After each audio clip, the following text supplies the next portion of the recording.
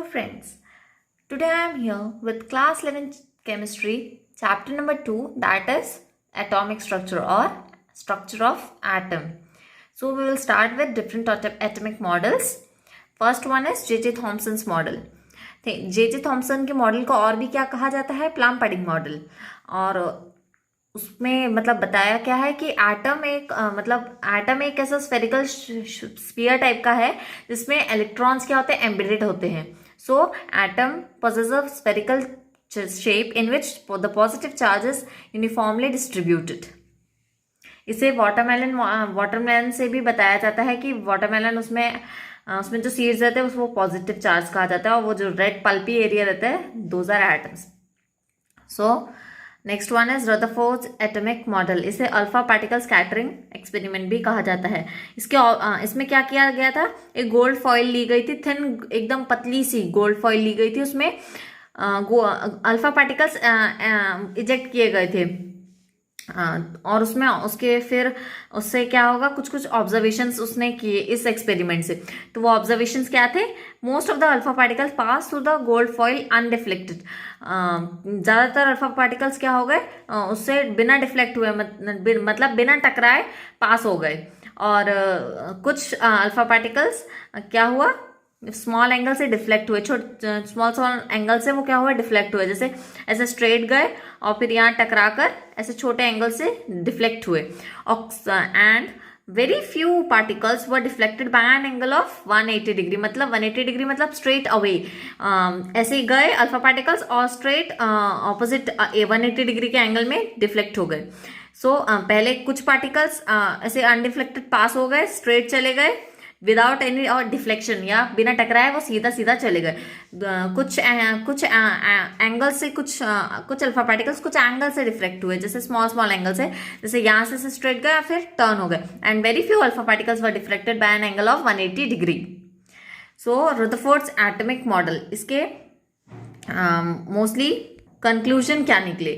पहला क्या था, the positive charge and the most of the atom is concentrated at the centre called nucleus. मतलब जो भी पॉजिटिव चार्ज होता है, whole mass of the atom, most of the mass of an atom is concentrated at the centre, and उस centre को क्या कहते हैं, न्यूक्लियस कहते हैं। ये पहला कंक्लूजन था कि सारा पॉजिटिव चार्ज एक छोटे से पोर्शन में वो सेंटर में कंसेंट्रेट रहता है, और उस एटम का सारा मास कहाँ कॉन्सेंट्रेट होता है, न्यूक्लियस में। And second conclusion was nucleus is surrounded by electrons that move around a circular path called orbits. Electrons nucleus कैसा होता है, न्यूक्लियस के सराउंडेड में क्या होते हैं, इलेक्ट्रॉन्स होते हैं, किसमें, सर्कुलर पाथ्स में होते हैं, और सर्कुलर पाथ्स को क्या कहते हैं, ऑर्बिट्स कहते हैं।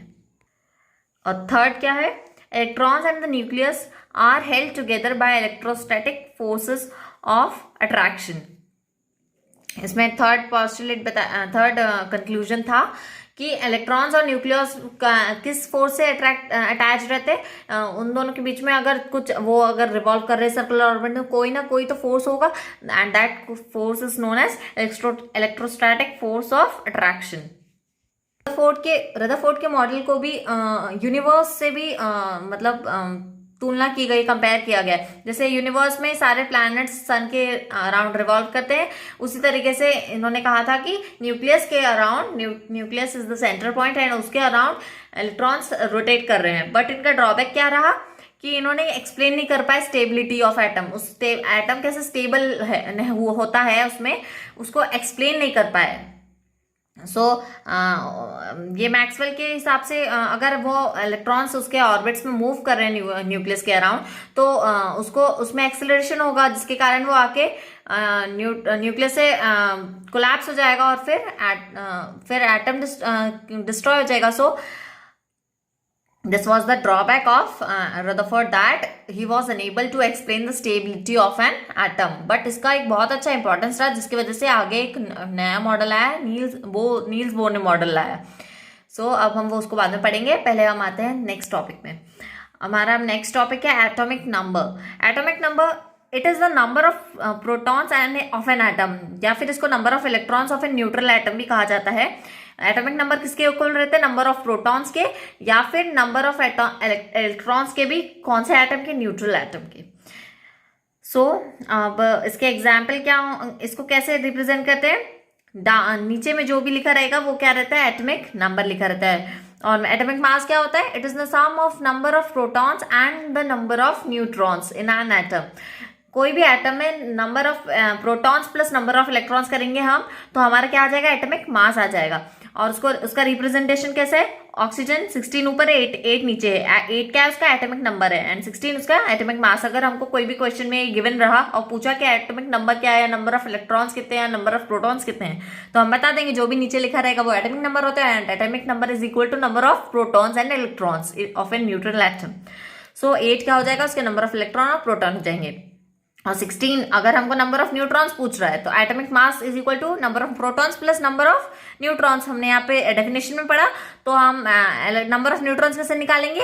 एटॉमिक मास में से नंबर ऑफ प्रोटॉन्स को माइनस कर देंगे। नंबर ऑफ प्रोटॉन्स क्या होते हैं? एटॉमिक नंबर इज इक्वल होते हैं। तो एटॉमिक मास के नंबर ऑफ न्यूट्रॉन्स कैसे निकालेंगे? Atomic mass minus atomic number. ठीक है, so these are the representation of an atomic number and atomic mass. अब आइसोटोप्स पढ़ेंगे, आइसोबार्स पढ़ेंगे एंड आइसोटोन्स पढ़ेंगे। तो आइसोटोप्स क्या होते हैं? Elements with same atomic number but with different atomic mass numbers. इसमें क्या होते हैं? एटॉमिक नंबर तो सेम होते हैं, मतलब नीचे वाले जो रहते हैं एटॉमिक नंबर वो सारे सेम होते हैं, but atomic mass are different. इसका एग्जाम्पल है हाइड्रोजन के आइसोटोप्स। हाइड्रोजन का क्या होता है? Protium, deuterium and tritium. तो हाइड्रोजन इसमें एटॉमिक नंबर तो सेम है, 1 1 है, but atomic mass is different. 1 है प्रोटियम का, 2 है एटॉमिक मास किसका? ड्यूटेरियम का, एंड ट्रिटियम का क्या है? 3 है।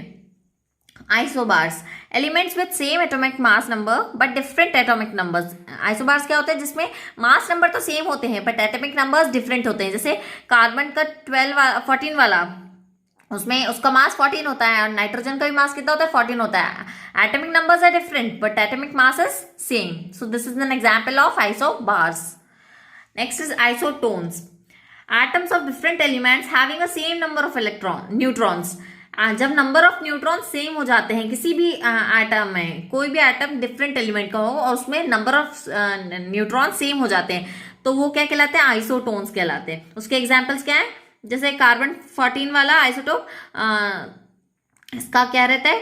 ये देखिए आप, इसके नंबर ऑफ न्यूट्रॉन सेम रहेंगे। कैसे? हम नंबर ऑफ न्यूट्रॉन्स निकालने का मैंने अभी तरीका बताया। इन दोनों को माइनस करोगे तो क्या आ जाता है? नंबर ऑफ न्यूट्रॉन्स आता है 6, 14 माइनस 6 8। तो इसका नंबर ऑफ न्यूट्रॉन कितना है? 8 आया, और प्रोटॉन इसके कितना है? 6 है। इसका क्या है? प्रोटॉन 7 है, और इन दोनों को माइनस करेंगे तो कितना आएगा? 8 आएगा। 15 माइनस 7 8। इसके भी इन दोनों के नंबर ऑफ न्यूट्रॉन्स क्या है? सेम है। एंड फिर ऑक्सीजन के देखेंगे तो प्रोटॉन एटॉमिक नंबर क्या है? इसका 8 है, तो प्रोटॉन के नंबर ऑफ प्रोटॉन्स कितने हो जाएंगे? 8। और नंबर ऑफ न्यूट्रॉन्स निकालने तो इन दोनों को माइनस करते, 16 माइनस 8 इज 8। सो इन तीनों के नंबर ऑफ न्यूट्रॉन्स क्या है? सेम है। So these will be isotones.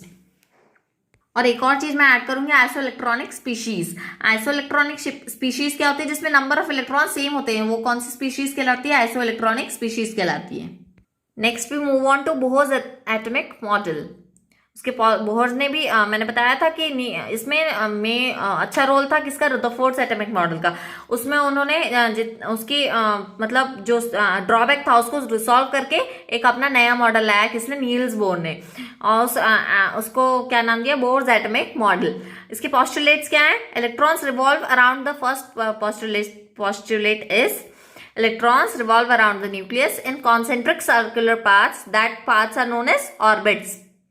तो इलेक्ट्रॉन्स क्या एक सर्कुलर पाथ में रिवॉल्व करते हैं, और उन सर्कुलर पाथ्स को वो क्या कहते हैं? ऑर्बिट्स कहते हैं। So second one is These are stationary orbits for electrons and do not radiate energy. ये क्या होते हैं? Stationary orbits. स्टेशनरी वर्ड्स बहुत इंपॉर्टेंट है। स्टेशनरी मतलब स्टेबल, वो मतलब अपनी एनर्जी रेडिएट नहीं करते हैं, वो मूव नहीं करते हैं, उसमें से क्या इलेक्ट्रॉन्स मूव करते हैं। These are stationary orbits for electrons and do not radiate energy until and unless electrons are revolving around in it.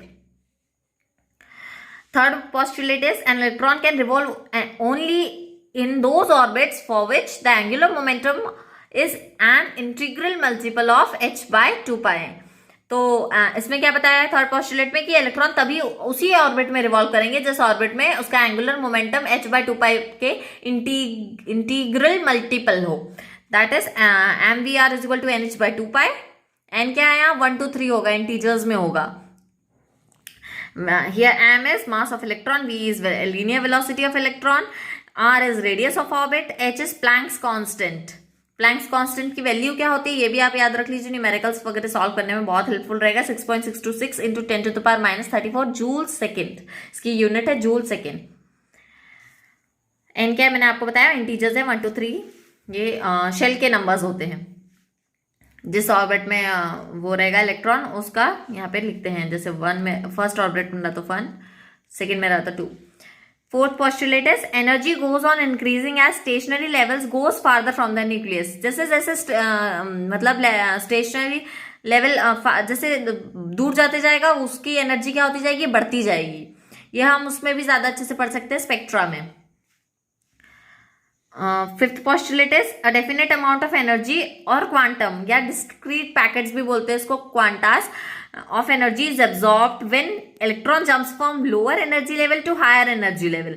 इसमें क्या है, जब एक कोई भी इलेक्ट्रॉन है वो लोअर एनर्जी लेवल से हायर एनर्जी लेवल वाले ऑर्बिट में अगर जंप करता है तो उसकी एनर्जी क्या होती है, एब्जॉर्ब होती है। और जब उसको वापस अपने हायर एनर्जी स्टेट से नीचे आना है, लोअर एनर्जी लेवल में आना है, तो उसकी एनर्जी क्या होगी, रिलीज होगी। ठीक है, और वो रिलीज किस फॉर्म में होती है, इलेक्ट्रोमैग्नेटिक रेडिएशंस के फॉर्म में होती है। ये हम अब नेक्स्ट टॉपिक में हम इसे ही डिस्कस करेंगे। So this was the 5 postulates of Bohr's atomic model. Now next is conclusion of Niels Bohr's model. इसका पहला कंक्लूजन क्या था, ये dual nature of electromagnetic radiation which means that radiation possesses both wave like and particle like properties। मतलब जो electron atom है, electrons है, वो कौन से नेचर शो करते हैं, dual nature of electromagnetic radiation. और वो कौन से लाइक होते हैं, wave like and particle like, both तरीके से, क्योंकि इसमें 4 चीजें पाई गई थी, डिफ्रैक्शन, इंटरफेरेंस, ये क्या शो कर रही है कि वेव लाइक पार्टिकल्स उसमें प्रेजेंट है। And the second conclusion is atomic line spectra. इसमें हम एटॉमिक लाइन स्पेक्ट्रा भी पाया जा सकता है और हम इसको भी डीपली स्टडी करेंगे नेक्स्ट लेक्चर में। So here I end this chapter, so here I end this part. Now again I will meet you soon with the second part of this chapter. So stay tuned to my channel, and if you like the video then do like, share and subscribe my channel and press the bell icon for more videos. Thank you.